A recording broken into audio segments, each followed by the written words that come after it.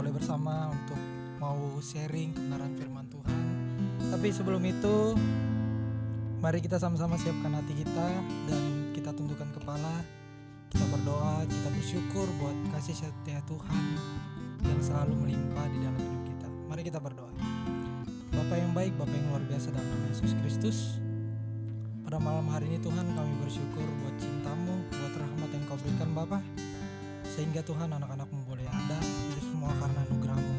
Dan sebelum kami jauh Tuhan untuk masuk ke dalam sharing kami Tuhan, dalam topik yang pengen kami bahas Bapak, biarlah Engkau yang senantiasa hadir dalam sharing kami pada malam hari ini Tuhan. Terima kasih Tuhan, terima kasih Yesus. Inilah yang menjadi doa kami Tuhan. Haleluya. Amin. Mari kita angkat satu pujian ala Roh Kudus.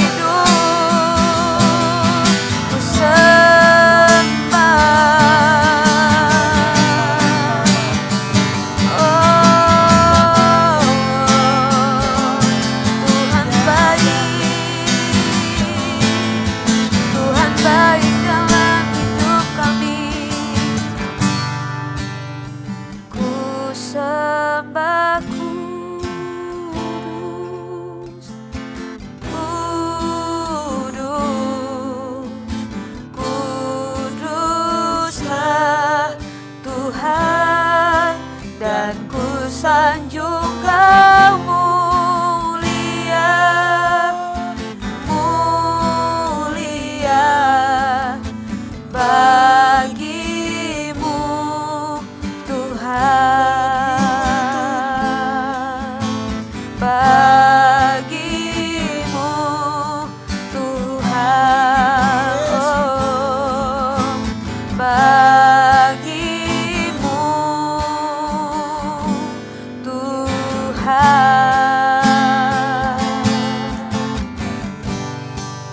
Mari kita berdoa. Bapa yang baik, yang luar biasa, kami sembah dalam nama Yesus. Biarlah Tuhan Kau yang mengurapi setiap hati kami, setiap pikiran kami Tuhan, talent-talent-Mu Tuhan, berikan hikmat kebijaksanaan Tuhan, agar kami boleh menggali lebih dalam Tuhan, mengenai pembahasan pada malam hari ini, sharing apa yang kami mau bahas Tuhan. Biarlah Engkau yang senantiasa hadir di dalam sharing kami pada malam hari ini. Terima kasih Tuhan, terima kasih Yesus, kami sambut kegiatan kami pada malam hari ini, yaitu sharing dalam nama Yesus Kristus. Haleluya, amin. Amin. Puji Tuhan, shalom. Shalom. Apa kabar hari ini? Luar biasa.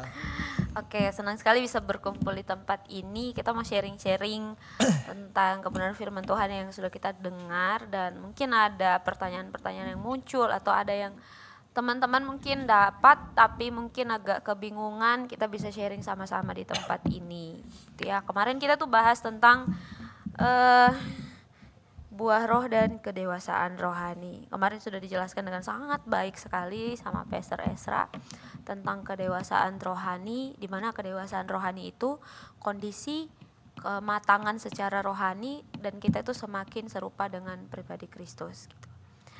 Nah, mungkin malam hari ini kita sudah menyiapkan pertanyaan. Biasanya itu dari sisi sebelah kanan memberikan pertanyaan, terus sisi sebelah kiri menjawab dan sebaliknya. Nah, kita mau mulai dari yang mana dulu nih?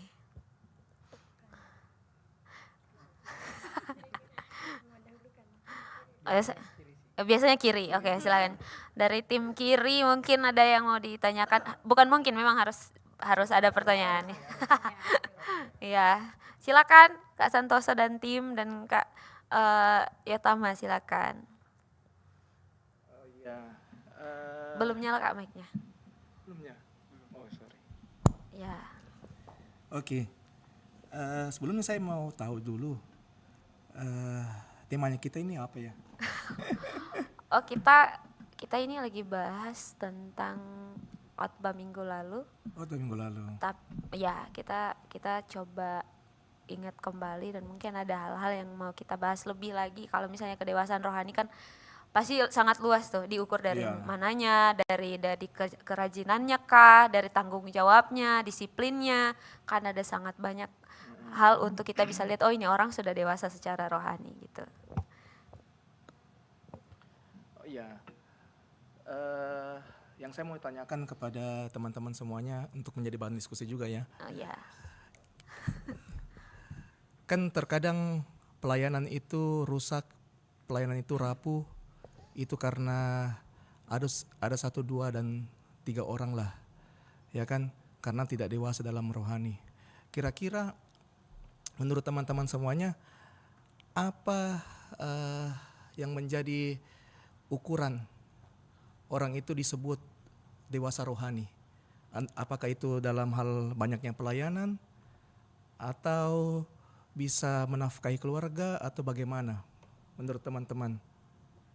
Ya, dari tim sebelah kanan saya.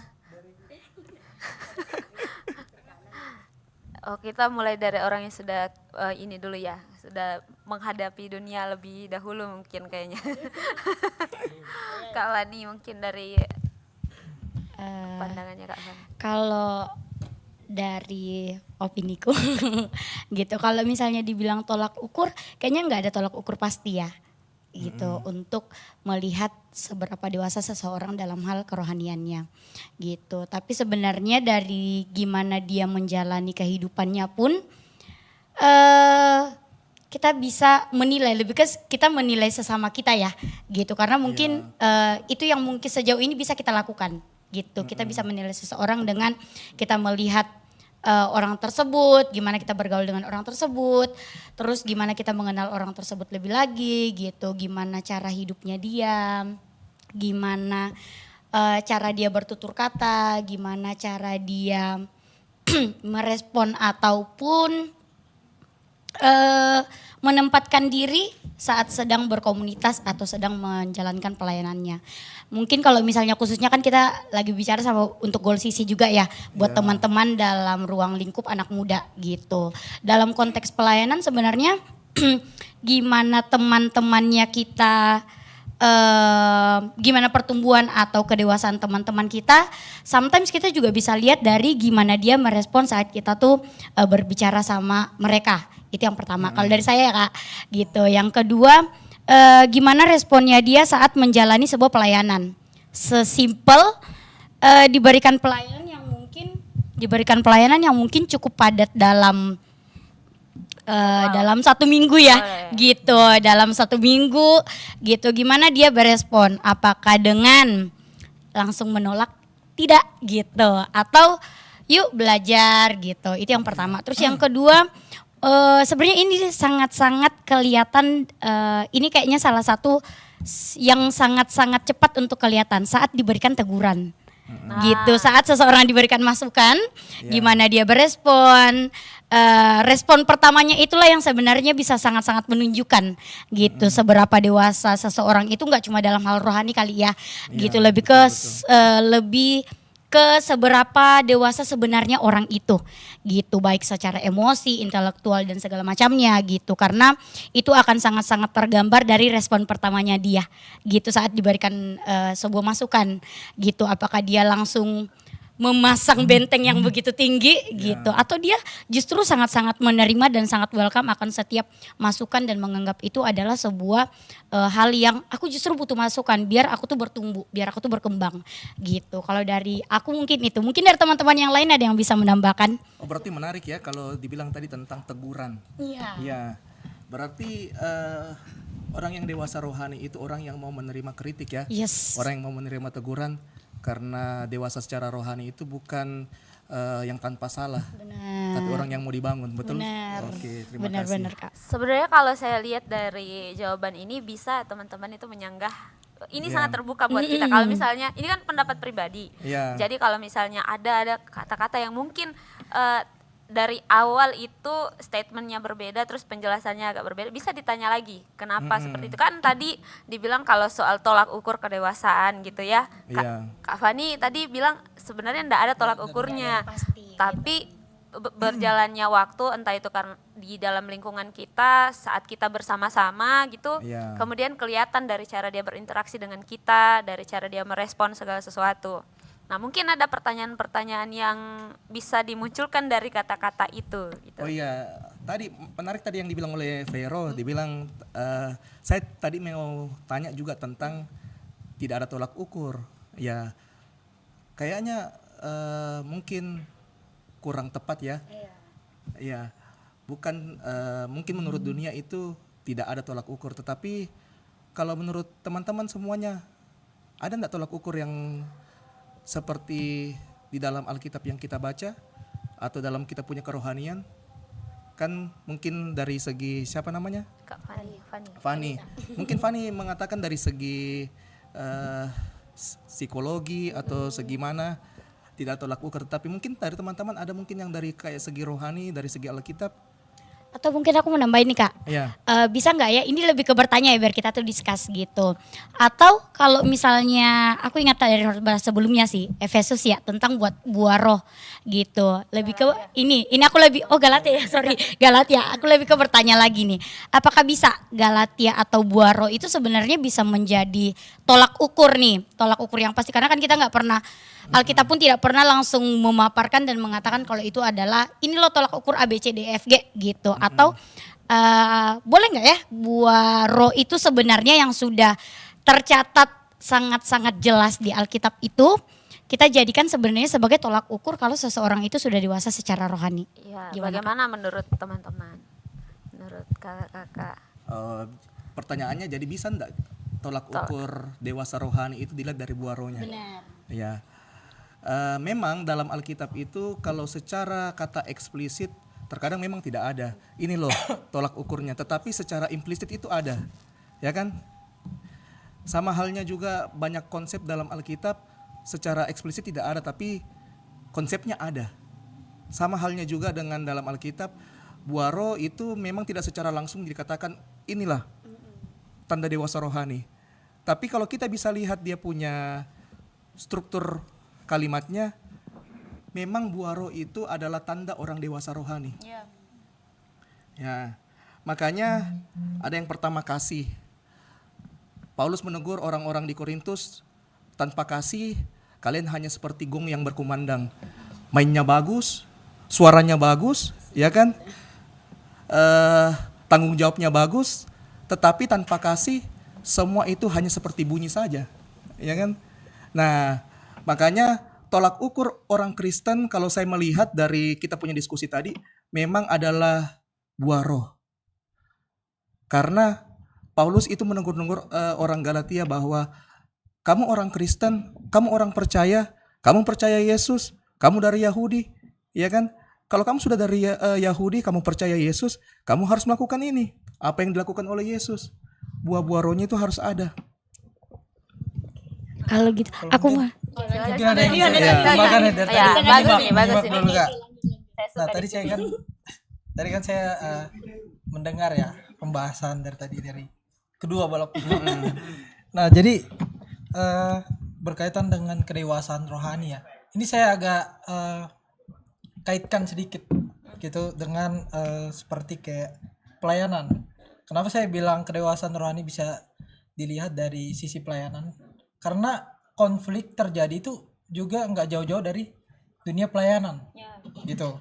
Nah, kalau yang dari saya pelajari tadi dibilang apakah tolak ukur kedewasaan rohani bisa diukur dari buah roh tadi ya?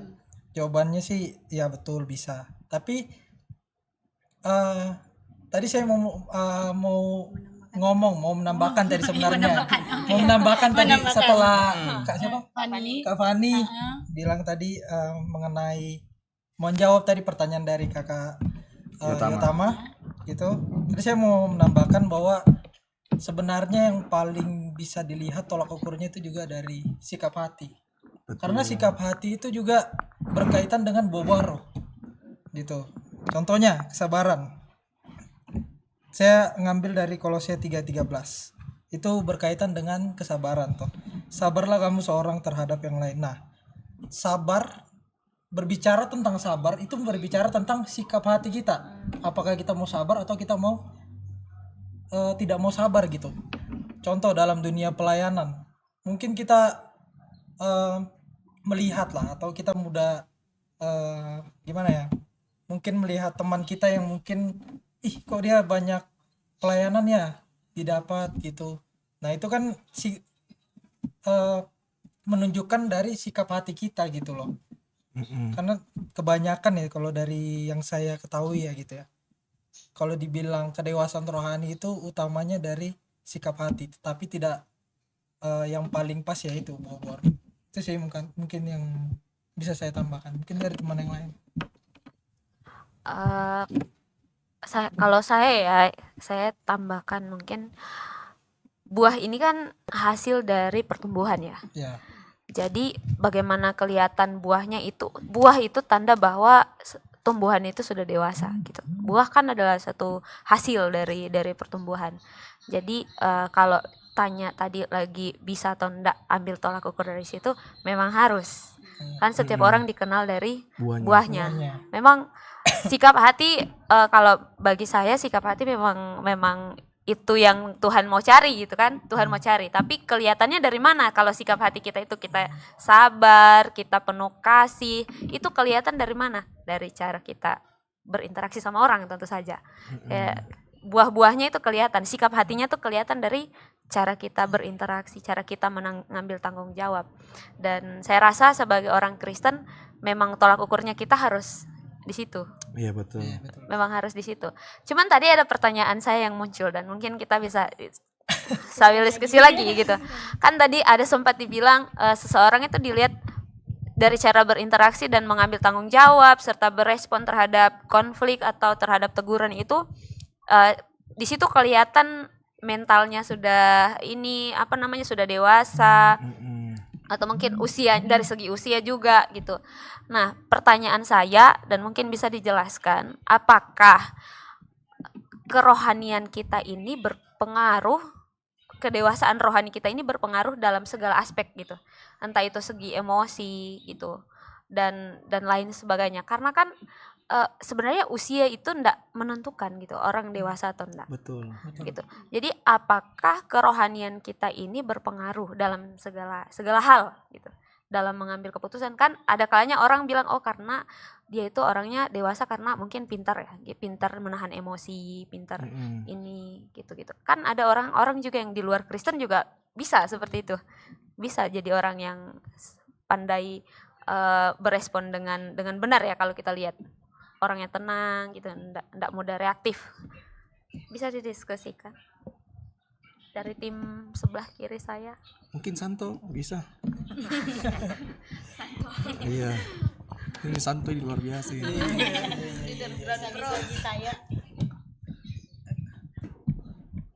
Apa ya? Iya, saya setuju dengan teman-teman tadi, dan memang kedewasaan rohani seseorang itu terlihat dari tadi ya, dari buah. Karena kita melihat, kalau Alkitab kan ya cocokkan bahwa bagaimana buah-buah roh kita dalam kehidupan kita. Dan cukup menarik juga tadi dikatakan bahwa kedewasaan secara rohani itu kita bisa nilai ketika seseorang ditegur. Itu sangat penting, karena ya kebanyakan orang kalau ditegur itu sudah mulai ya, saya ditegur bisa begini, dan banyaklah ya responnya, dan kita bisa lihat dari respon orang ketika ditegur dan lain sebagainya. Dan tadi Vero juga katakan bahwa apakah kedewasaan rohani itu dapat apa? Apakah kerohanian itu berpengaruh dalam segala aspek? Ya, dalam apakah kedewasaan rohani itu berpengaruh dalam segala aspek kehidupan ya, iman kita ya. Kalau menurut saya sih semua kedewasaan rohani itu ya berpengaruh ke dalam di dalam aspek kehidupan kita. Karena kalau kita dewasa secara rohani ya, kita akan terlihat bahwa oh ini orang seperti ini. Tapi kan kita bisa melihat bagaimana kehidupan seseorang, kan seperti itu. Karena kalau saya melihat bahwa ya seperti dikatakan tadi juga bahwa dalam pelayanan lah itu banyak konflik yang terjadi. Entah ya betul-betul kita melayani dengan hati atau bagaimana. Karena kalau kita melayani dengan hati dan betul-betul mengenal kasih, intinya bahwa kasih Kristus itu ada dalam hidup kita, pasti kita juga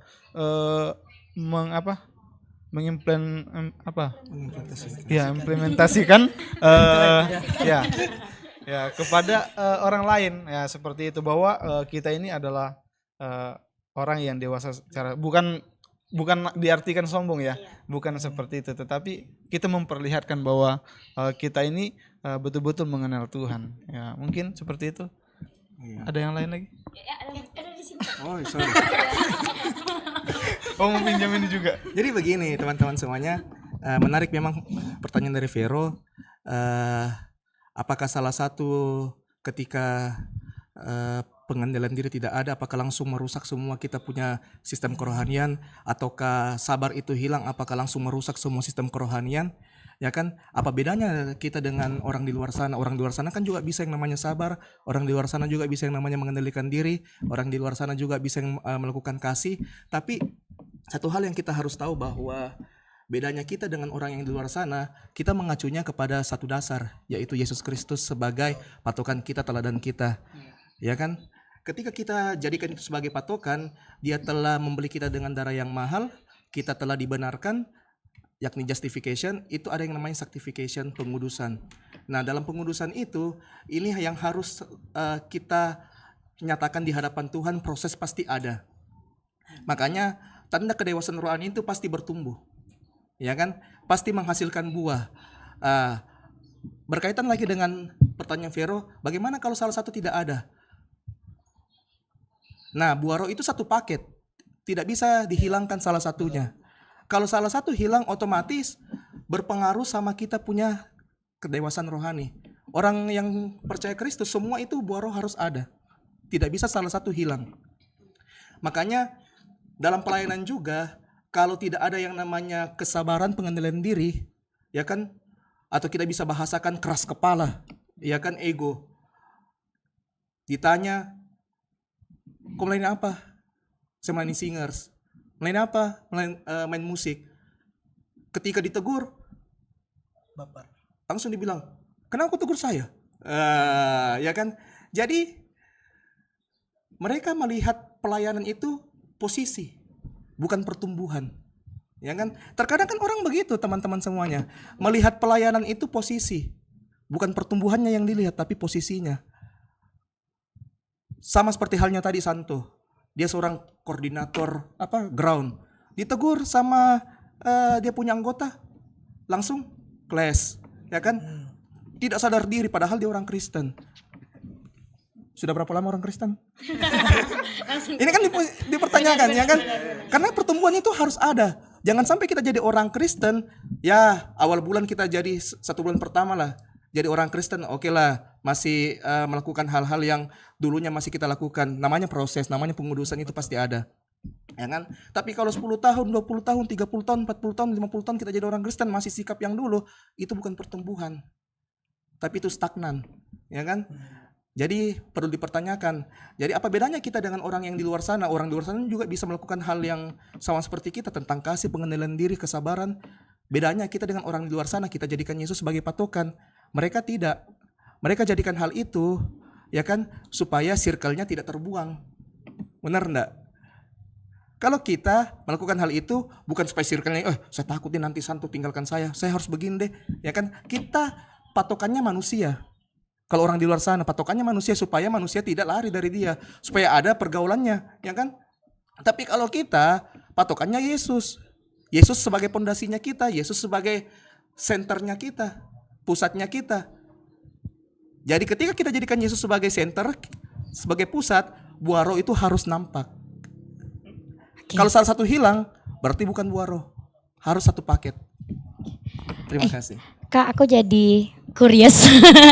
Penasaran, aku jadi pengen ngobrol. Gimana membedakan, mungkin banyak dari teman-teman kan juga ngambil pelayanan ya Kak ya. Gitu, dan pertumbuhan seseorang gak serta-merta kita bisa langsung detect atau kenali first time ketemu atau 2 kali ketemu gitu. Pasti butuh pengenalan baru kita bisa tahu gitu. Gimana dengan seseorang, bisa gak sih kita tuh lihat seseorang yang dia tuh melayani ini pakai hati, sama kalau dia tuh melayani karena nggak bisa dibilang ego juga sih, lebih ke dia tuh mau nyari yang tadi kakak bilang, dia tuh mau dipandang makanya dia ngambil pelayanan itu gitu. Secara motivasi kan beda ya, gitu. Tapi kan secara orang luar ya kita nggak bisa ada nggak sih cara kita tuh bisa membedakan gitu. Selain ya memang mau nggak mau mengenal orang itu ya, gitu. How Kak? Memang sangat sulit membedakan mana orang yang berhati Kristus, mana yang tidak. Ketika baru first impression toh, baru pertama kenal. Memang sangat sulit, apalagi di atas mimbar, apalagi di atas altar kan. Saya saja ketika pertama datang, saya tidak tahu, oh ini Vero orangnya bagaimana, oh ini Santo orangnya bagaimana, oh Fani orangnya bagaimana, tidak tahu. Makanya ada yang namanya kita pergaulan yang sehat. Ya kan, kita bergaul di dalam hal itu dan kita mengetahui, makanya ada yang namanya cell group. Yang kalau di sini kan ground. Di situ kita mengetahui tentang sikap-sikapnya teman-temannya kita. Karena Alkitab juga mengatakan ada kambing yang berbulu domba, ya kan? Serigala. Sorry. Semuanya iya Serigala lagi. yang berbulu domba. Semuanya diam, Kita semua iya lagi. kayak terhipnotis Sorry. gitu. Ada serigala yang berbulu domba, ya kan? Jadi itu sangat sulit Gara-gara mau kurban. diterka-terka bahwa oh ini orangnya rohani, oh ini tidak. Kalau baru awal kita kenal, oh itu sangat sulit, tidak bisa memang. Kita bukan Tuhan yang Maha Tahu, ya kan? Jadi memang harus melalui komunitas. Nah, makanya jangan cepat mengambil kesimpulan sama Iya, seseorang. betul. Iya, kalau misalnya dia kelihatannya rohani banget, jangan langsung melihat ini orang sempurna dan suci kudus gitu. Jadi harus memang ada pengenalan yang lebih. Iya, Gitu. Perlu jangan- waktu gitu. Iya, jangan sampai ketika nggak dibicarain langsung, ih ini orang kayaknya tidak Langsung suka sama kecewa saya. gitu. Ya kan, ketika dalam pelayanan, ya kan tidak diangkat-angkat kan, orang kalau melayani mau diangkat kan, woi, pas melayani Diangkat nggak ke diangkat-angkat, langsung saya tidak mau melayani Tuhan. Banyak pelayan Tuhan begitu. Nah ini hati-hati Kak Fani. Kalau misalnya dalam pelayanan itu kan biasanya kita suka penasaran sama orang-orang yang di mimbar nih. Maksudnya yang Iya. pelayanan altar tuh biasanya kan agak penasaran. Terus katanya dari beberapa sumber yang saya dengar, Kata siapa nih? orang yang pelayanan di atas tuh kegantengan dan kecantikannya tuh bertambah gitu, berkali-kali lipat gitu. Jadi itu hari Minggu ini sepertinya. nah, jadi jangan sampai kita tuh langsung itu yang tadi dibilang judge pertama kali. Pada pandangan pertama kita langsung terpesona gitu. Iya. Nah, hati-hati ya. Cewek itu biasanya langsung jatuh hati pas lihat dia lagi main musik gitu kan. Nah, cowok-cowok Apalagi juga sangat handal ya. gitu. Ya? Apalagi cewek sukanya pasti yang drummer, betul tidak? Nah, intinya semua orang yang ambil pelayanan kita perlu tahu kita semua ini kenapa kita butuh Tuhan, karena kita itu masih orang yang sama-sama mau bertumbuh gitu. Kita masih orang-orang yang sama-sama lagi belajar di gereja, di komunitas. Jadi jangan langsung menilai orang itu sempurna, karena kalau kita lihat orang sempurna, kita kagumi orang itu, pas kita lihat salahnya kecewa. Iya, Kita betul. langsung langsung ternyata dia enggak seperti yang saya bayangkan. Ya siapa suruh bayangkan gitu. siapa gitu. Jadi dalam komunitas ini sebenarnya kalau saya sebenarnya tadi muncul pertanyaan juga gitu. Kan buah roh ini hasil gitu ya. Iya. Hasil dari pertumbuhan kita. Betul. Jadi kalau tadi Kak Tama bilang semuanya itu harus dihasilkan sama orang Kristen, which is buah roh itu misalnya kalau satu kesabaran hilang berarti kita belum berbuah, Ya, mempengaruhi. yang Karena lain. satu paket semuanya itu. Satu paket. Iya. Nah, kenyataannya kalau kita lihat sebagai orang Kristen, saya secara pribadi gitu. Mungkin di mata orang lain, orang-orang sekeliling saya bisa menilai apa yang sudah matang dari saya. Tetapi secara pribadi pun saya sadar ada hal-hal tertentu di dalam diri saya yang mungkin belum keluar buahnya. Dan sebenarnya yang saya rasakan itulah kenapa saya butuh gereja. Itulah kenapa saya butuh teman-teman, saya butuh komunitas, karena itu yang akan munculkan, itu kelemahan saya yang akan muncul tuh yang ini yang masih belum ada buahnya. Ini yang masih belum saya hasilkan gitu. Jadi sebagai orang Kristen kita bukan yang kita harus melayani, kita harus ikut setiap jam doa supaya kita menghasilkan semua buah roh, tetapi dari tertanamnya kita dalam firman Tuhan ini yang akan menolong kita untuk berbuah gitu. Orang-orang di sekeliling kita juga akan membantu kita, kan firman Tuhan bilang besi menajamkan besi, manusia menajamkan sesamanya. Nah, orang yang sendirian nggak mungkin bisa kelihatan Betul. buahnya. Jadi itulah kenapa kita butuh komunitas. Dan tadi kalau kayak Tama mungkin bisa dijelaskan lagi, mungkin kalau bagi saya secara kenyataan yang saya alami, saya belum bisa menghasilkan semuanya. Iya. Satu buah roh secara utuh ya, kalau di kasih, sukacita, damai sejahtera, kesabaran dan lain sebagainya itu kayaknya masih ini. Cuman bagaimana kalau salah satu dari itu belum Hilang. ada di dalam Iya. diri kita? Ya, menarik ini. Karena banyak orang pusing ketika saya melontarkan statement yang saya bilang bahwa kalau salah satu hilang, otomatis dewasa rohani itu akan rapuh. Jadi begini, saya kasih ilustrasi pohon yang bertumbuh tidak langsung semua buahnya dihasilkan di semua rantingnya, betul tidak? Betul. Pasti ada yang di bawah dulu, mungkin ada yang sebelah kanan atas dulu, mungkin ada yang di sebelah kiri atas dulu, ya kan?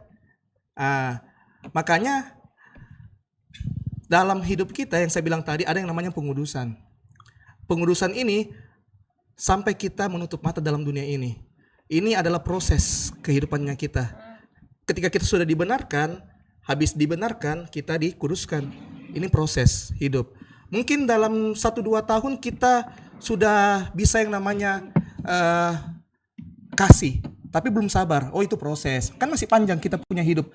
Hidup mana ada yang tahu sampai kapan. Ya kan, selama kita masih hidup, ayo hasilkan buah itu. Karena dalam Alkitab itu bukan buah-buah roh, tapi buah roh. Artinya ini satu kesatuan.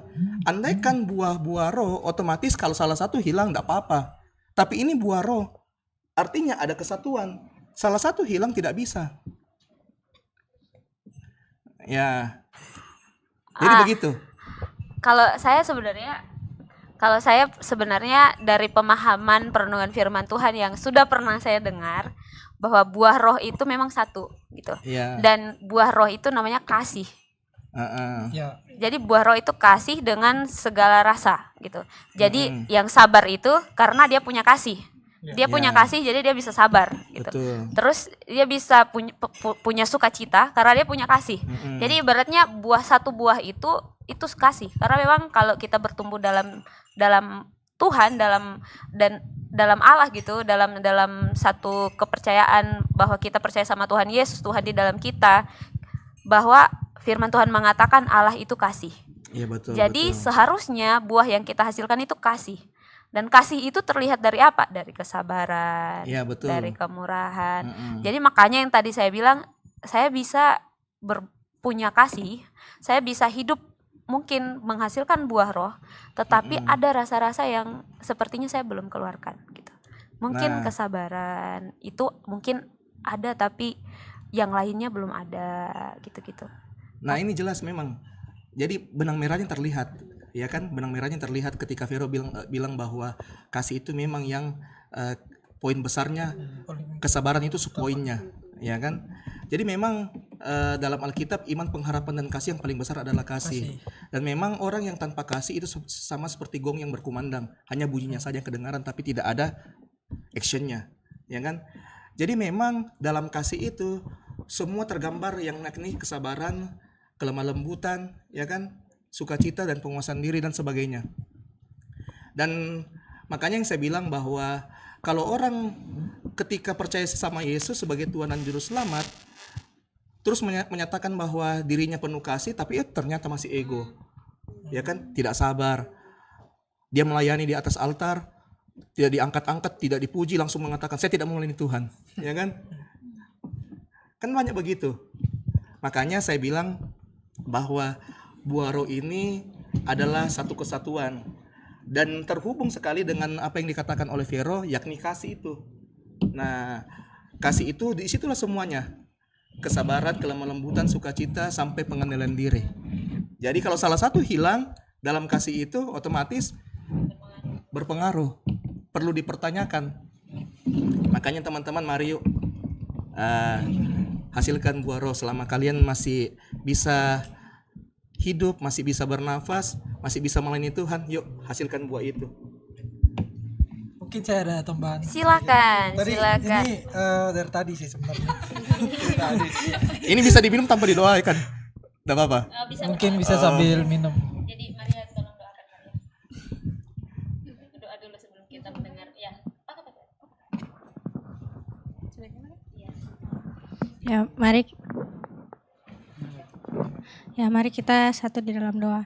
Bapa yang baik, terima kasih atas penyertaan-Mu sehingga kami boleh ada sampai saat ini. Itu semua berkat campur tangan-Mu ya Bapa. Tuhan, sekarang di depan kami tersedia berkat Tuhan. Biarlah makanan ini menjadi kekuatan bagi tubuh dan jasmani kami ya Bapa. Terima kasih, haleluya, amin. Amin. Oke, silakan Riko. Ya mungkin tadi masih berkaitan dengan pertanyaan dari Kak Vero tadi. Kalau bisa diulangkan biar teman-teman yang mana secara ini ya? audiens Yang mana ini? Yang terakhir tadi yang berkaitan tentang buah roh, apakah gimana tadi ya? Yang dijawab tadi sama Kak Yotama. Yang tentang buah roh ini apakah Kalau satu kalau hilang. satu hilang mempengaruhi semuanya gitu. Coba. Kalau dari pendapat saya, nah ini dari tadi saya cari ayatnya di mana dalam Ibrani pasal 12 ayat 14 berkata, berusahalah hidup damai dengan semua orang. Nah, saya menggarisbawahi kata berusahalah hidup damai dengan semua orang dan kejarlah kekudusan. Sebab tanpa kekudusan tidak seorang pun akan melihat Tuhan. Jagalah supaya jangan ada seorang pun menjauhkan diri dari kasih karunia Allah, agar jangan tumbuh akar pahit. Nah, akar pahit itu berkaitan dengan buah roh, gitu Kak. Yang dari kesabaran gitu-gitu. Yang menimbulkan kerusuhan dan yang mencemarkan banyak orang. Nah, kalau tadi saya jawab, apakah mempengaruhi? Ya, mempengaruhi. Tetapi kita diingatkan oleh firman Tuhan dari, tidak tahu siapa penulisnya kitab Ibrani. Tetapi di sini saya menggarisbawahi bahwa ada kata berusahalah. Jadi apapun yang menjadi kekurangan kita, pasti kita semua punyalah ya sisi-sisi yang mungkin masih menghantui kita, dosa apa yang masih menghantui kita. Tapi firman Tuhan, kalau dari pendapat saya ini menjelaskan bahwa kita harus ada namanya berusahalah. Dan kalau kita tahu pernah dengar pertobatan setiap hari. Itu sih kalau menurut pandangan saya gitu. Tapi ada satu pertanyaan nggak? Ini dari tadi juga nih. Nih, kalau menurut teman-teman semua nih, kira-kira kalau kita dengar kata marah gitu ya, itu mungkin terdengar negatif ya mungkin ya. Nah, kalau dari pertanyaan saya, ini kan marah ini masih dalam konteks buaro ya enggak sih? Masih dalam dari hati toh. Nah, apakah kalau misalnya seseorang marah, boleh nggak sih kasih contoh satu orang? Contoh nyata nih. Misalnya aku marah. Mungkin contoh nih, Pester izin mungkin izin Pester. Misalnya kayak Esra marah, Ya, misalnya Esra marah nih. Selalu. Tapi alasannya ini kebenaran yang disampaikan. Contoh dia marah, mungkin kita melihatnya sering marah. Tapi dalam alasan yang marahnya mungkin menegur. Contoh dalam dunia pelayanan nih. Kan sering nih kalau misalnya kita mungkin ada yang sering datang doa pelayan mungkin telat, atau doa pelayan lah kalau setiap hari Minggu gitu telat, terus Kak Esra mungkin marah terus menegur. Nah, apakah itu salah atau benar? Tapi tolong dijelaskan secara konkret dan secara alkitabiah. Silakan dari teman. Iya, itu yang membuat saya juga jadi pertanyaan. Teman-teman sebelah kiri saya gitu. Ini kan mau menyikapi amarah gitu ya. Kita sebagai orang yang Mungkin dewasa kan tuh dari harus teman-teman berpikir. yang online mungkin nggak tahu juga toh. Ya. Gitu. Sebagai orang yang sudah dewasa bisa jadi Ya, bagaimana kita menanggapi kemarahan gitu. Apakah itu hal yang benar atau ya bagaimana pendapat dari teman-teman di sebelah kiri saya? Mungkin saya bisa menanggapi sedikit ya. oke.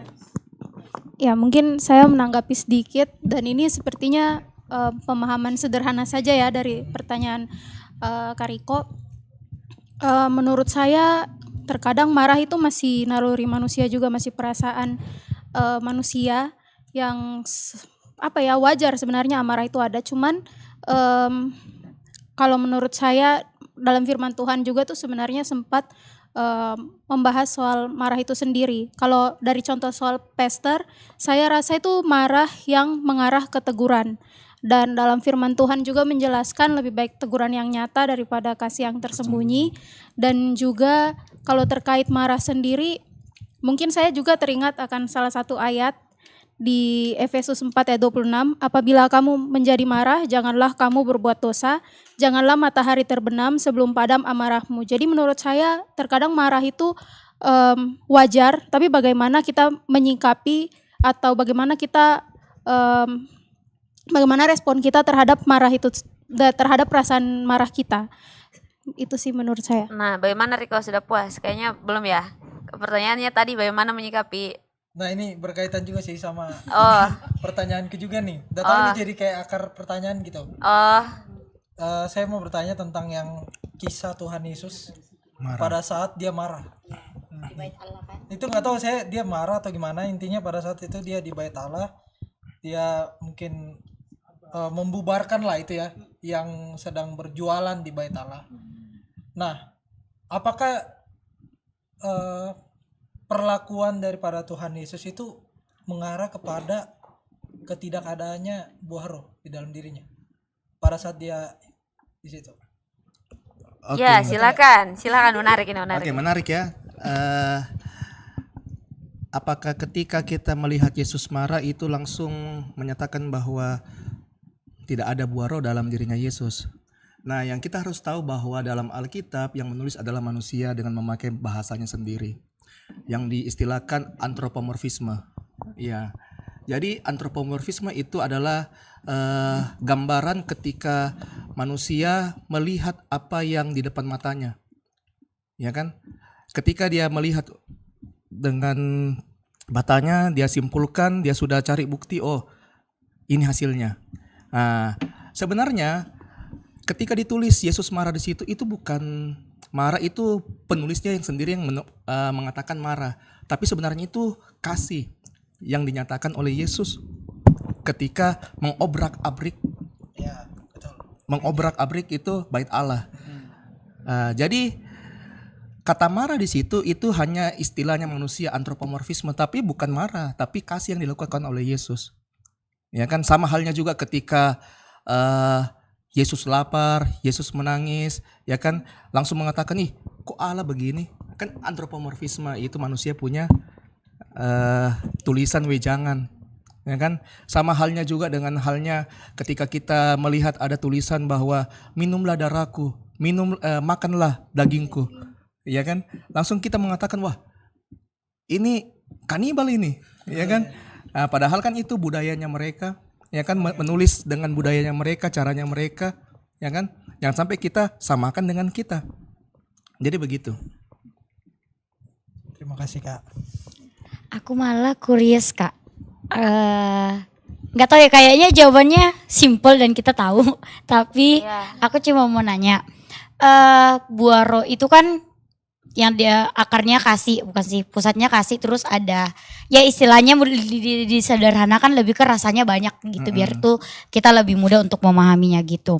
Tapi kalau misalnya dibilang dia satu untuk semua, dan itu proses ya gitu. Satu, manusia itu kan udah jatuh dalam dosa Kak. Ya. Naturnya kita kan pasti berdosa ya, Ya. gitu.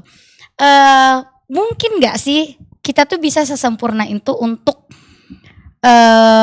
memiliki semua rasa dari buah roh itu, gitu. Apakah kita bisa sekomplit itu? Maksudnya mungkin nggak sih manusia yang kayak kita yang udah berdosa dengan segala kedagingan, dengan proses kita yang which is kita juga masih di bumi yang berdosa ini, Betul. di dunia yang masih berdosa, mungkin nggak kita tuh ada di titik kita tuh atau manusia tuh mungkin untuk bisa seutuhnya memiliki buah roh itu. Nah. Seutuhnya lengkap ya Kak, kan Ya. kita kan nggak boleh misahin satu ya, Ya. gitu. Jadi begini teman-teman semuanya, jangan kita punya persepsi bahwa sempurna itu tidak pernah salah, tidak pernah melakukan dosa. Karena begini, coba kalian buka dalam Matius 5 ayat 48.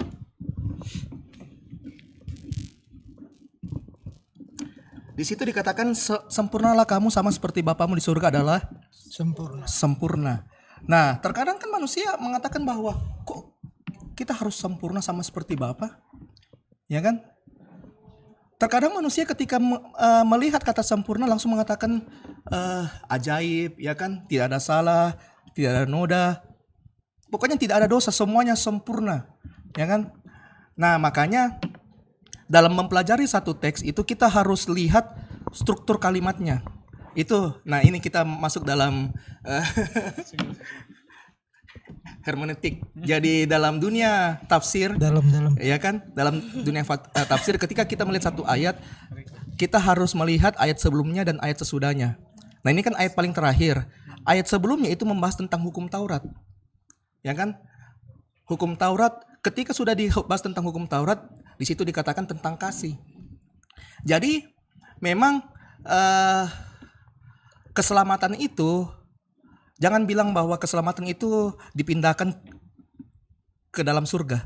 Oh tidak. Keselamatan itu kalau kita berbicara tentang surga, surga itu adalah buah dari keselamatan. Jadi keselamatan itu mengembalikan manusia kepada rancangannya yang semula.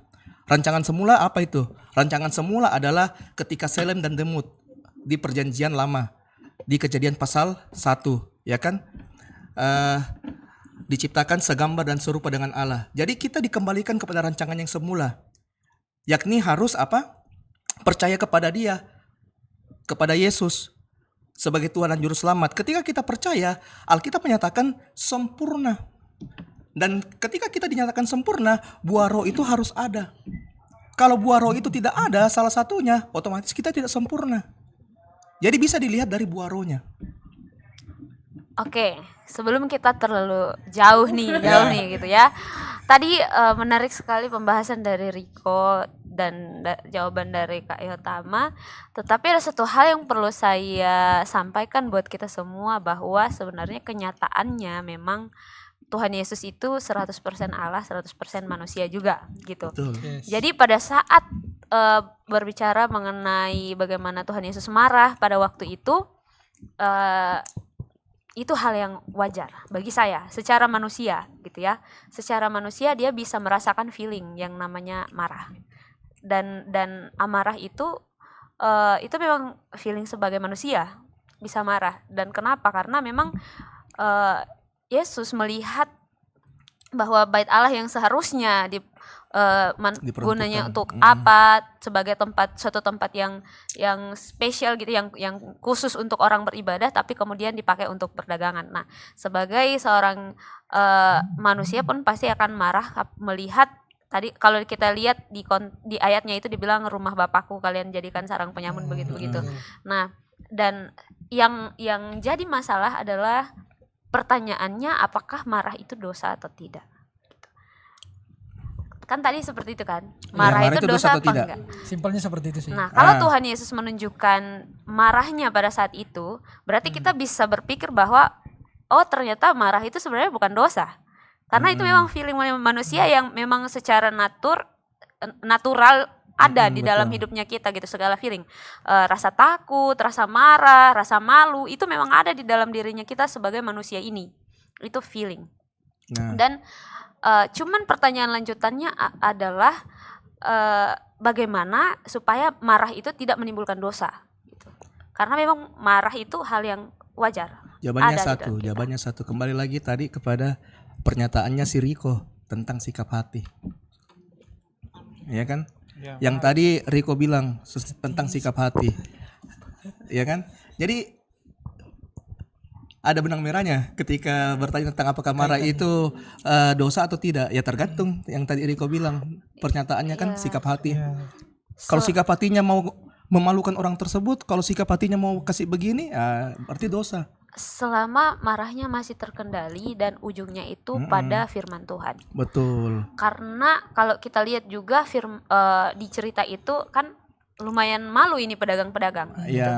Orang-orang yang berdagang di sana pasti akan merasa malu dan akan merasa kecewa mungkin dengan perlakuan yang dilakukan oleh Tuhan Yesus karena dia obrak-abrik mereka. Tapi bagaimana rasa marah kita itu bisa terkendali sebenarnya? Itu yang menjadi tidak berlarut-larut. Kan ada firman Tuhan juga yang bilang kalau kamu marah jangan sampai matahari terbenam gitu. Atau mungkin pada saat kita marah kita mungkin kemudian mengutuki orang lah, kita pakai kata-kata yang sudah di luar dari apa yang dia buat gitu, kesalahannya gitu. Kalau Tuhan pada waktu marah kan dia tegur pakai firman kan. Betul. Bahwa rumah Bapa dijadikan sarang penyamun gitu. Maksudnya dia menegur orang yang buat salah gitu. Dan itu hal yang harus kita lakukan. Jadi cuman pertanyaannya pada saat kita marah kita ngapain? Apakah langsung obrak-abrik kayak begitu yang dilakukan Yesus tuh? Mungkin dari teman-teman ya. Ada pertanyaan lagi nih. Oke, kalau dari saya tadi tunggu ya. Lanjut Kak. Lanjut ya. Belum terjawab pertanyaan Vero ini? Enggak, ini dulu. Oh. Riko tadi. Oke. Kalau saya menurut saya memandangnya dari sisi kasih ya. Kalau tentang sama halnya dengan tadi kan pertama Kak Esra kan marah gini.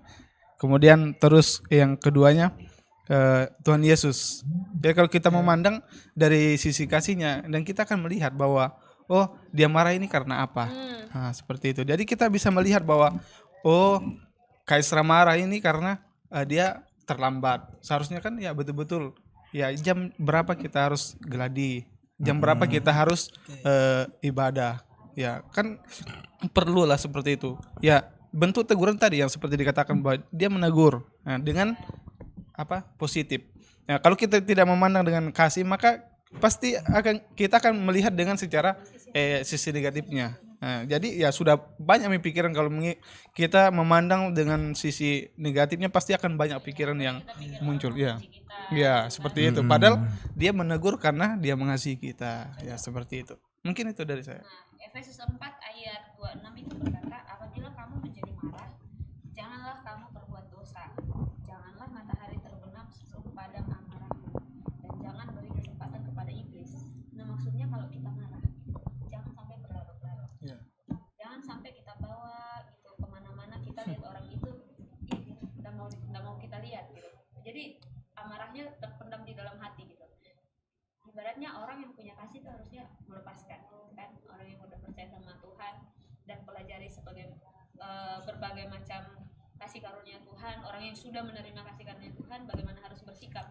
Nah, pada saat kita dikecewakan, pada saat kita merasa apa yang terjadi orang lain berbuat nggak sesuai sama ekspektasinya kita bisa marah, tapi jangan sampai berlarut-larut. Misalnya kita tolongin orang, dia nggak tolongin kita balik, gitu. Bisa marah, atau mungkin apa yang kita maunya seperti ini, orang lain buatnya yang lain. Bisa marah, tapi jangan berlarut-larut. Atau orang bisa saja buat kesalahan menyakiti kita sebagai manusia bisa marah, tapi jangan membawa itu sampai kita tidur, kita makan, kita pikirkan hal-hal itu yang maksudnya akhirnya timbul akar pahit gitu. Timbul akar pahit, jadi kemana-mana kita pergi yang muncul dari akar pahit itu kebencian sama orang. Jadi bukan lagi kita marah karena kemudian kebenaran tidak terjadi di sana, tapi justru kita jadi lihat orang itu. Bukan lagi kita lihat Riko tapi kesalahannya gitu. Kita tidak lihat Riko tapi sudah kesalahannya yang kita lihat, karena berlarut-larut kita pergi makan kita ingat kesalahannya, kita pergi kemana ingat kesalahannya, kita lihat kucing kita ingat kesalahannya gitu. Jadi jangan sampai matahari terbenam tapi kita masih marah. Ya, mungkin itu sih yang paling menjawab ya dari Efesus 4 ayat 26. Kenapa? Karena pertanyaan saya itu pusatnya di marahnya. Sedangkan tidak ada teks yang menunjukkan bahwa Tuhan Yesus pada saat marah, pada saat dia posisinya marah di bait Allah itu, selanjutnya dia apakah masih memendam atau enggak. Tetapi ya terima kasih untuk Kak Vero sudah memberikan ayat yang konkret di Efesus 4 ayat 26 ini.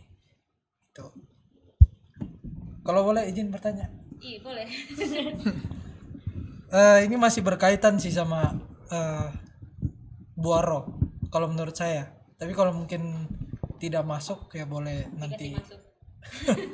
Masuk saya. Dipaksa ya. Nah kalau dari pertanyaan dari saya itu simpel sih. Apakah pada saat Tuhan Yesus ada di dunia, ini masih berkaitan dengan buah roh. Nih, apakah dia punya potensi untuk tidak hidup di dalam buah roh? Ngerti nggak? Ya, apakah dia punya Simpelnya, potensi apakah dia punya potensi untuk bisa berdosa? Ya, silakan menjawab dengan ayat. Dia kan bisa merasakan lapar. Ya. Dia bisa merasa marah. Terus izinkan saya juga mau bertanya, apakah dia bisa keluar dari ketuhanannya itu, buah rohnya itu? Sedangkan dia kan mau menunjukkan bahwa ini loh yang harus kalian contoh, ini loh aku ada di dunia. Gitu ya, silakan dijawab teman-teman dari sebelah kiri saya. Sebenarnya kalau untuk kayaknya paling bagus dijawab oleh Santo. Ya oh kan? iya, jadi bisa. Sebenarnya untuk potensinya pasti ada, karena kan tadi sudah dibilang. Cuman nah maksudnya lebih jelasnya itu gak dasar renggot, apakah bisa atau enggaknya itu? Bisa atau enggak Tuhan itu berdosa? Bisa atau enggaknya Tuhan itu berdosa. Jadi begini teman-teman semuanya. Jadi memang kalau dilihat dari segi manusia dan menyatakan bahwa pasti ada potensi. Tapi lihat dulu, Yesus lahir dengan cara bagaimana? Ya kan? Yesus lahir cara bagaimana? Apakah biologis atau bagaimana? Kalau secara biologis hubungan pasutri, oh jelas bisa. Jelas bisa. Yesus punya potensi untuk berdosa. Ya kan? Pasti punya. Tetapi Alkitab menyatakan Yesus itu benihnya dari Roh Kudus, tidak melalui hubungan biologis. Jadi Yesus memang tidak punya potensi untuk berdosa. Walaupun dia manusia. Tapi berbedanya ya, manusianya dia lahir dengan cara berbeda dengan kita. Kita kan biologis, hubungan pasutri. Tapi Yesus tidak. Iya, Jadi ada begitu. tanggapan dari teman-teman dari sini sebelum kita mungkin akan meluruskan. Silakan. Maria, apa pendapatmu gitu? Itu nyambung ke ini gak sih Kak, ke dosa, jenis dosa yang kita sempat bahas di Grand waktu itu, ya gak sih? Oh, jenis dosa. Yang jenis dosa itu. Jadi kalau misalnya dia biologis mau nggak mau dia punya dosa turunan gak sih itu? Kayak nature nature-nya. sin-nya gitu. Hakikatnya ya.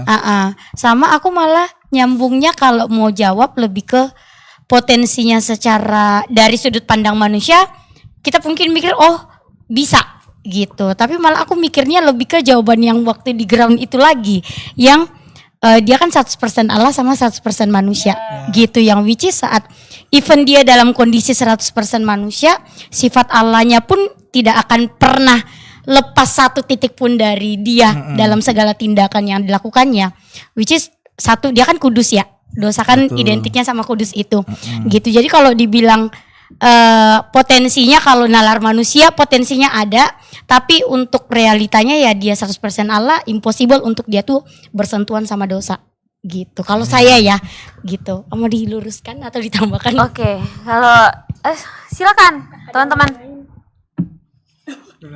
Oh duluan, oke. Kalau saya mencoba ya, saya mencoba menjawab ini ya. Kalau bicara mengenai potensi, bagi saya potensinya banyak. Potensinya sangat banyak. Iblis pun pernah mencobai gitu. Ya. Dan sebagai manusia potensinya untuk taat itu untuk berdosa itu sangat banyak, karena punya rasa lapar, punya amarah yang tadi, punya semua rasa yang manusia punya gitu. Itulah kenapa menurut saya kekristenan itu dan ketuhanan Yesus itu sangat sempurna bagi saya. Karena di ayat 8 dari kitab Filipi pasal 2 dikatakan, dan dalam keadaan sebagai manusia ia telah merendahkan dirinya dan taat sampai mati, bahkan sampai mati di kayu salib. Kenapa ada kata taat di sana? Berarti ada pilihan-pilihan. Ada pilihan dia mau taat atau enggak gitu. Ada pilihan di mana di titik-titik di mana potensi dosa itu sebenarnya berhadapan dengan pilihan. Maksudnya dihadapkan pada Tuhan gitu. Sebagai manusia dia bisa memilih untuk taat atau enggak. Potensinya untuk berbuat dosa itu ada, tapi firman Tuhan mengatakan dia memilih untuk taat, bahkan taat sampai mati. Karena rasa sakit ada. Kalau kita lihat Tuhan Yesus berdoa sampai pembuluh darahnya pecah, itu karena secara manusia ketakutan orang menghadapi kematian gitu. Yang dia tahu bahwa sebentar lagi akan menghadapi penderitaan, sebagai manusia pasti akan ketakutan. Dan yang menarik adalah bagaimana Tuhan memilih untuk tetap taat. Di segala perasaannya itu dia memilih untuk tetap taat pada perintah Bapaknya, which is firman Tuhan. Dan bagi saya potensi pasti ada, dan itulah kenapa firman Tuhan harus jadi patokannya kita. Dan sebagai orang Kristen ya kita harus ikut gitu. Segala perasaan kita ada, itu nyata, benar-benar nyata, tetapi firman Tuhan ini mau kita taati atau enggak? Pertanyaannya buat kita itu sebenarnya. Potensinya banyak. Keluar dari sini pun atau sementara beres-beres alat ini, potensi untuk buat kita berdosa ada. Sementara begini pun Ada. Tapi pertanyaannya kita mau taat enggak sama firman Tuhan? Buah-buah roh itu keluar enggak di saat seperti itu? Itu mungkin Riko. Aduh, ada lagi Kak. Silakan. Muncul nih. Ini teringat waktu itu ada saya pernah dengar kayak dari pertanyaan seminar, dan itu buat saya juga bertanya-tanya. Dari seminar, saya nggak tahu, lupa. Pokoknya ini saya ingat banget pertanyaannya. Mungkin dari orang awam, tetapi izinkan saya bertanya tentang ini ya. Ini sensitif sebenarnya tentang Tuhan. Ini kan Tuhan Yesus memilih taat. Lalu bagaimana kalau kondisinya ini pertanyaan ya. Ya. Bagaimana kalau dia posisinya dia memilih tidak taat, contoh pada saat di padang gurun. Dia digoda oleh iblis. Yang pada saat itu dia dalam posisi dia berpuasa. Dan dia ditawarkan sebuah makanan gitu ya. Nah, bagaimana gimana ya pertanyaannya itu, bagaimana kalau misalnya Tuhan Yesus menuruti? Tidak taat artinya gitu. Iya. Silakan Kak. Oke, jadi begini. Kalau kita buka 1 Petrus dulu ya. Silakan Kak tanya. Izin maka Kita buka 1 Petrus dulu. 1 Petrus 1 ayatnya yang ke 13. Oh sorry, di mana itu ayatnya itu? Petrus ya. Tunggu. 1 Petrus 1 ayat 20, sorry. Nah, di sini, ia telah dipilih sebelum dunia dijadikan. Tetapi karena kamu, ia baru menyatakan dirinya pada zaman akhir. Jadi, minta maaf saya kurang setuju dengan yang dikatakan oleh Vero bahwa Yesus punya potensi sangat besar untuk melakukan dosa. Jadi begini teman-teman semuanya, Yesus itu tidak memiliki potensi untuk berbuat dosa. Sama sekali tidak. Karena dia adalah Allah 100%, walaupun dia juga 100% manusia. Tapi ingat bahwa dia lahir berbeda dengan kita. Dan pertanyaannya lagi oleh Riko. Pertanyaannya apa tadi Riko? bagaimana misalnya Apakah bisa? Ya kan Iya. ketika di padang gurun. bukan apakah bisa, tapi apa yang terjadi jika Tuhan Yesus memilih tidak taat? Tidak bisa. Yesus tetap akan mati di atas kayu salib karena semuanya sudah dinyatakan oleh Bapa, ia telah dipilih sebelum dunia dijadikan. Ya kan? Jadi Yesus memang harus sampai di atas kayu salib. Jadi tidak bisa kita berpikir bahwa bagaimana kalau Yesus ini melakukan dosa. Tidak bisa. Alkitab tetap menyatakan bahwa Yesus telah dipilih sebelum dunia dijadikan. Makanya misinya Yesus itu mati. Makanya kalau ada yang menyatakan bahwa kenapa aku punya Tuhan itu tidak selamatkan diri di atas kayu salib? Dia kan Tuhan, dia kan Allah. Ya kan? Pertanyaannya kembali, untuk apa dia jadi manusia? Ya kan? Untuk dia jadi manusia, untuk menyelamatkan kita yang berdosa. Melalui apa? Karya salib. Ya kan? Supaya kasihnya dan keadilannya ini selaras berjalan bersama untuk menyelamatkan manusia dan menghancurkan kutuk dosa. Jadi pertanyaannya kembali, apakah Yesus punya potensi besar untuk melakukan dosa? Tidak ada sama sekali. Tidak ada sama sekali. Karena memang dia sudah dijanjikan, sudah dinobatkan, ini antitesisnya bahwa ia telah dipilih sebelum dunia dijadikan. Jadi begitu. Ada yang mau menanggapi Santos? Mungkin merasa pusing, bingung, butuh obat. Lambaikan tangan ke kamera, tidak kuat. Silakan. Kalau dari saya itu kan itu kan menurut pandangan yang dimana 100% Allah dan 100% manusia. Nah, mengapa saya juga mengajukan pertanyaan itu? Mungkin di antara teman-teman yang lain kan punya pemahaman yang berbeda, punya kepercayaan yang berbeda. Karena itu kan berbicara tentang doktrin juga, tau gak? 100% Allah dan 100% manusia. Sedangkan ada banyak doktrin yang memahami, ada juga loh yang memandang bahwa Yesus itu adalah 100% manusia gitu. Betul. Tapi terima kasih untuk Kak Tama sudah menjelaskan mengenai 100% Allah atau 100% manusia. Mungkin di antara teman-teman yang lain. Jadi begini, sorry saya potong ya. Jadi menurut dari Riko bahwa kita punya pemikiran yang berbeda, doktrin yang berbeda, betul tidak? Tapi saya ingin luruskan bahwa dalam ketuhanan Yesus kita tidak boleh berbeda. Dalam Allah Tritunggal kita tidak boleh beda.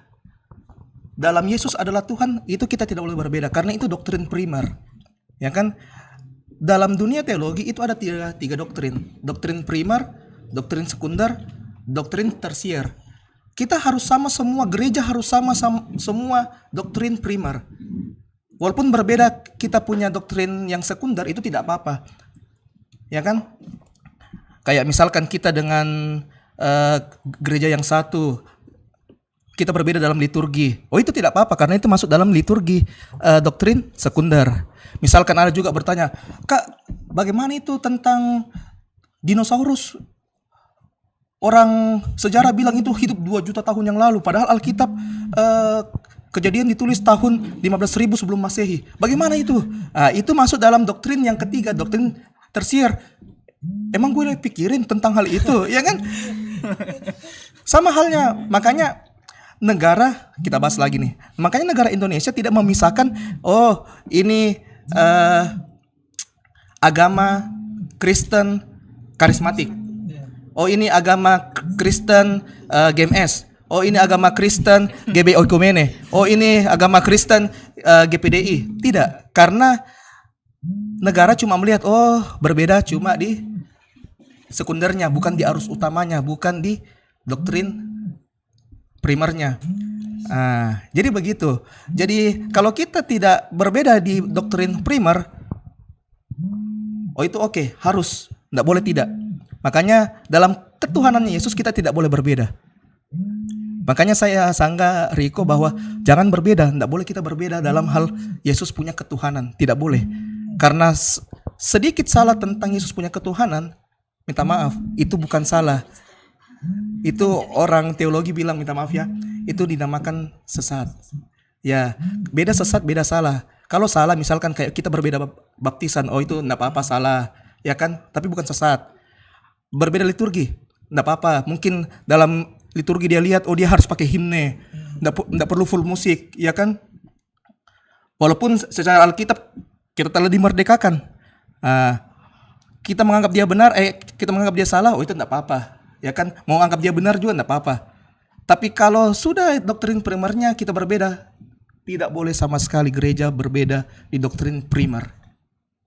Ya, makanya saya ingin luruskan tadi tentang Vero sama Riko, jangan sampai kita berbeda di doktrin primer. Kalau sekunder enggak apa-apa. Aman sih kali itu. Iya. Kalau soal itu juga sih aman sih. Menarik sih ini. Ada lagi pertanyaan? Kayak tadi banyak deh. Kok hilang semua? Ini tadi banyak nih pertanyaannya nih. Lupa sepertinya. Ya sih saya setuju dengan ini penyampaiannya Kak Tama, karena kan di Alkitab juga dituliskan tadi sangat jelas bahwa ia telah dipilih ya sebelum dunia dijadikan nih ya.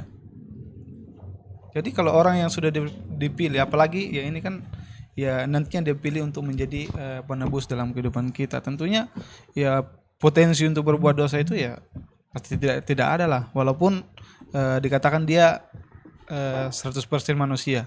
Mengapa kita bertanya lagi, mengapa dia menjadi manusia? Seperti dijelaskan tadi bahwa ya karena yang ditebus ini manusia. Contohnya kalau yang lainnya binatang apa kan mau ditebus, pasti dia akan menjadi seperti itu. Tidak seperti menjadi manusia kan? Jelas soal ini. Iya kan? Betul. Maksudnya Betul Kak. Pengandaiannya. Ya seperti itulah. Ya contohnya juga seperti tadi juga. Ya contohnya kayak dalam buah roh tadi. Ya, buah roh itu kan kasih. Nah, di dalam kasih itu ada sukacita, damai sejahtera dan lain sebagainya. Nah, seperti ya khotbah minggu lalu ya, kalau tidak salah. Ya, tubuh kita adalah apa? Kita adalah bait Allah. Jadi ya contohnya maksudnya semuanya itu satu. Kalau contohnya saja mata ini beda, kan ndak sempurna begitu, ndak balance dilihat, atau telinganya hilang satu atau tidak ada telinga, makanya dikatakan bahwa satu di dalam roh itu sendiri. Jadi kalau saya melihat tadi kembali bahwa Yesus bisa apa tadi berdosa ya, intinya begitu ya, itu tidak berpotensi ke situ karena ya memang 100 Allah dan 100% manusia. Ya, mungkin kita akan bahas ini lebih lanjut karena sudah setengah Iya, mau betul. setengah 9. Betul. Wow, Tapi saya mungkin akan membuat kita semua makin penasaran dan makin belajar di rumah. Karena bagi saya Tuhan Yesus itu merasakan apa yang kita rasakan, dan itulah kenapa dia menjadi korban yang sempurna sebagai manusia dan sebagai Allah gitu. Kata taat di sana tidak pernah muncul kalau tidak ada pilihan gitu. Maksudnya potensi untuk berbuat dosa itu ada, dan kita tidak bisa bilang tidak ada. Karena waktu Yesus dicobai di padang gurun itu akhirnya menimbulkan potensi. Bisa berdosa atau tidaknya, tentu saja pertanyaannya lagi, ngapain Tuhan mau berbuat dosa kalau dia ini sudah dipilih? Tapi bicara soal potensi pasti ada. Potensi mau berbuat dosa itu pasti ada, sebagai seorang manusia berbuat dosa itu ada, tetapi untuk apa? Dia mau memilih untuk tidak taat. Kira apa ya? Apa tadi muncul dalam Karena pikiran saya? kalau kita bilangnya Tuhan ini sudah dipilih gitu ya, udah dipilih, berarti tidak ada kehendaknya untuk melakukan segala sesuatu di dunia ini. Maksudnya sudah dikhususkan untuk memang nanti akan melakukan penebusan gitu. Tetapi sebagai manusia dia menghadapi kenyataan di dunia ini, berbagai macam kenyataan, misalnya lapar, haus, rasa marah yang tadi sudah dikatakan, itu semua adalah potensi-potensi untuk membuat dia bisa berdosa. Sebenarnya ya, bisa membuat orang itu berpotensi. Potensi itu kesempatan maksudnya untuk dosa, untuk berbuat dosa itu ada. Tapi Tuhan memilih untuk taat. Sekali lagi taat, karena Tuhan Yesus datang ke dunia ini bukan sebagai robot yang dikhususkan, tapi sebagai manusia, which is tetap ada pilihan untuk taat atau tidak taat. Tapi kan maksudnya 100% Allah. Pasti dia tahu lah kan. Itulah kenapa dibilang meskipun potensinya ada, tapi dia tidak akan jatuh ke dalam dosa. Potensinya ada, tapi tidak akan dia berdosa, karena dia sudah dipilih. Tadi sudah dibilang potensinya ada, tapi dia tidak mungkin buat dosa karena dia sudah dipilih. Kalau bicara soal potensi ada, dan sampai kapanpun saya akan tetap bilang ada. Sebenarnya ada sih lagi ya, cuman Waktu menunjukkan sudah. Mungkin kalau mau dipakein bahasa yang lebih Sederhana. sederhana atau mungkin lebih bisa diterima, lebih ke kondisi yang dihadapi di bumi kali ya, bukan potensi gitu. Kalau potensi kan mungkin kita langsung ke triggernya Ini udah spesial, udah khusus gitu. iya, kayak udah kemungkinan dilakukannya tuh ada gitu. Tapi kalau misalnya sesuatu yang diperhadapkan ke kamu tuh lebih ke kondisi yang mau nggak mau ditemui gitu. Jadi lebih ke banyak kondisi yang ditemui sama Tuhan Yesus di bumi yang secara natur manusia itu pasti bisa membawa seseorang jatuh ke dalam dosa gitu. Lebih ke situ kayaknya. Oke. Ayo Kak. Sedikit Atau lagi, iya tambahin lagi Kak. jadi begini. Lengkapin lagi biar Jadi begini, teman-teman semuanya. Kalau kita mengatakan ada potensi, terus kita kaitkan yang dibilang oleh Vero bahwa tentang taat berarti ada pilihan antara ya atau tidak. ya Tapi sebenarnya kembali lagi kondisinya Yesus, ya kan? Yang saya bilang tadi bahwa kalau kita mengatakan ada potensi berarti Yesus berdosa. Karena Adam dan Hawa itu tidak pernah melakukan dosa sebelum dia memakan buah terlarang. Ya kan? Ketika dia memakan buah terlarang, apapun yang dilakukan oleh Adam dan Hawa itu dosa. Ya. Nah, Yesus ini kalau kita menganggap ada potensi untuk berbuat dosa berarti kita menganggap Yesus berdosa. Ya kan? Jadi begitu. Jadi ketika kita mengatakan bahwa kata taat berarti ada potensi memilih ya atau tidak, jangan kita memaknai seperti itu. Ya kan? Kata taat itu berarti dipilih, ya kan, sampai dia mati di atas kayu salib. Maksudnya dia melakukan semua itu bukan dalam hal keberdosaan.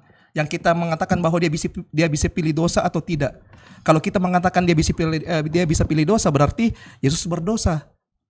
Karena kembali lagi pada cerita Adam dan Hawa, sebelum dia memakan buah terlarang, dia belum berdosa. Mau lakukan apapun, dia tidak berdosa. Dalam hal telanjang pun sama Hawa, dia tidak berdosa. Tapi ketika makan buah, ya kan, dosa menjadi hakikat dalam dirinya Adam, sudah nature, ya kan? Nah, Yesus tidak ada dosanya, berarti dia tidak bisa punya potensi untuk berdosa. Walaupun dikatakan ada kata taat, ya kan? Ingat, taat itu maksudnya semua misi yang sudah dikatakan oleh Bapa sebelum dunia dijadikan, itu Yesus lakukan semua. Maksudnya begitu. Bukan berarti punya pilihan ya atau tidak dalam berdosa. Begitu. ya. Mungkin ditutup ya. Karena ada lagi pertanyaanku. Sudah cukup.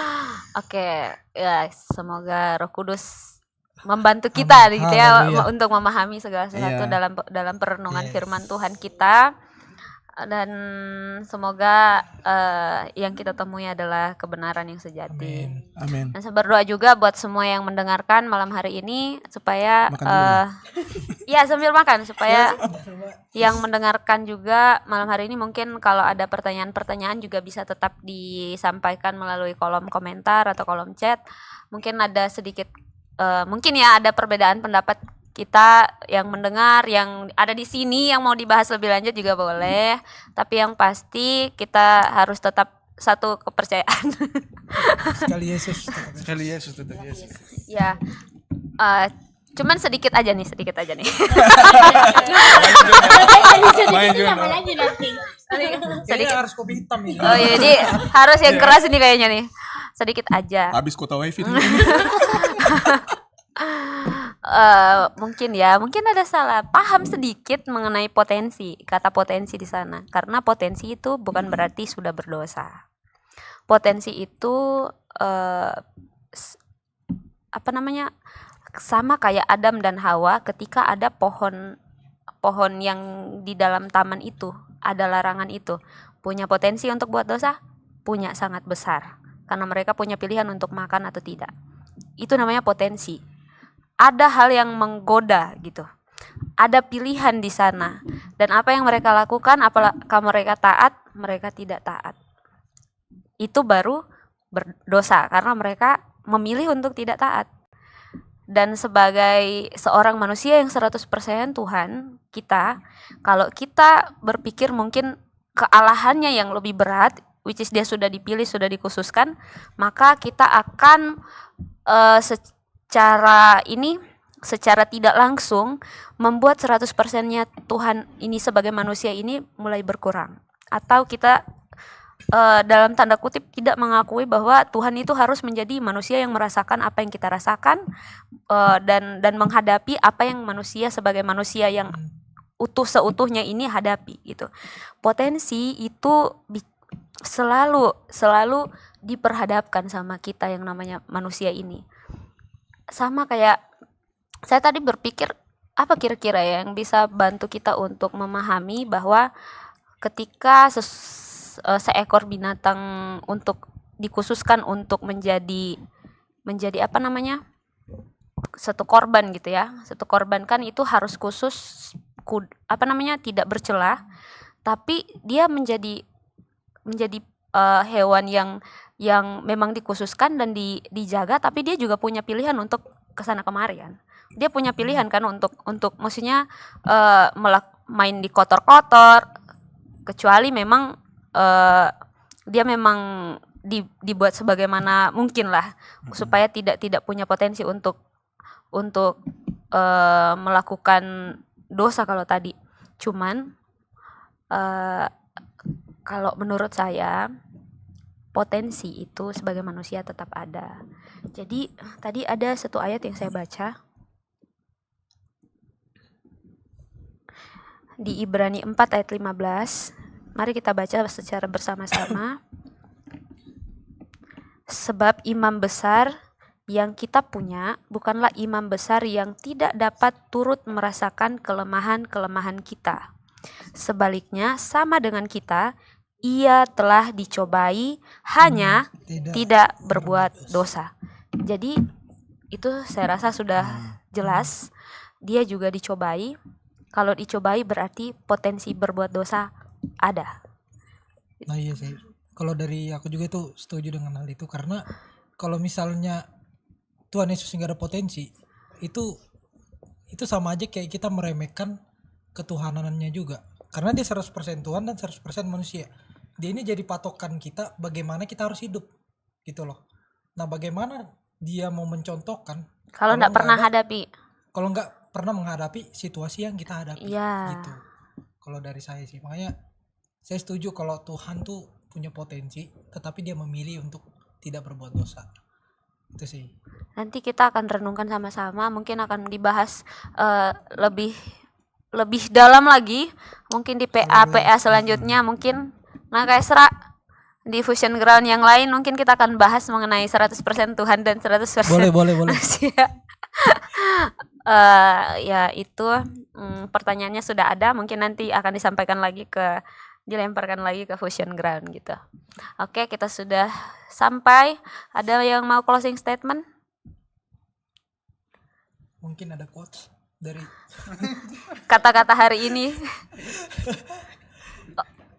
Oh, Hero mau bicara? kata-kata hari ini. Kerja. Besok kerja. Ya, Yesus yang pasti dia adalah Tuhan. Oke, kalau sudah tidak ada, kita akan berdoa. Mari kita tundukkan kepala, kita berdoa.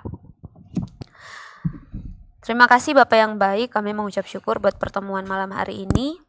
Dan Tuhan Yesus, kami berdoa supaya apa yang kami bicarakan, yang kami dengar ini dibantu sama Roh Kudus untuk kami bisa pahami lebih lagi Tuhan, sesuai dengan kehendak Tuhan, sesuai dengan kebenaran yang Tuhan mau kami terima. Kami berdoa juga untuk semua yang mendengarkan, yang menyaksikan tayangan ini, supaya kami sama-sama diberkati dengan dengan program yang sementara kami lakukan ini. Berkati anak-anak-Mu Tuhan yang ambil bagian dalam pelayanan malam hari ini, biarlah apa yang mereka lakukan semuanya dikembalikan kekuatan, sukacita, damai sejahtera, berkat yang berkelimpahan. Berdoa untuk teman-teman yang sebentar lagi akan kembali ke rumah masing-masing, ke tempat tinggal masing-masing. Tuhan tuntun sertai, tibakan dengan selamat, penuh dengan sukacita yang daripada Tuhan. Malam hari ini biarlah kami terpelihara dalam istirahat kami, dalam kegiatan kami, semuanya kami terpelihara dalam naungan kasih-Nya Tuhan. Ampuni dosa kami Tuhan, apabila ada pemahaman-pemahaman kami yang salah, atau ada tutur kata kami yang salah, atau tindakan kami yang salah sepanjang hari ini, kami menyakiti hati Tuhan dan orang-orang sekeliling kami. Ampuni kami Tuhan. Segala hal yang ada dalam isi hati kami, biar semuanya itu terjadi hanya sesuai dengan kehendak Tuhan. Terpujilah nama-Mu Bapa. Kami mengucap syukur, di dalam nama Tuhan Yesus kami tutup saraba kami. Haleluya. Amin. Tuhan berkati semuanya.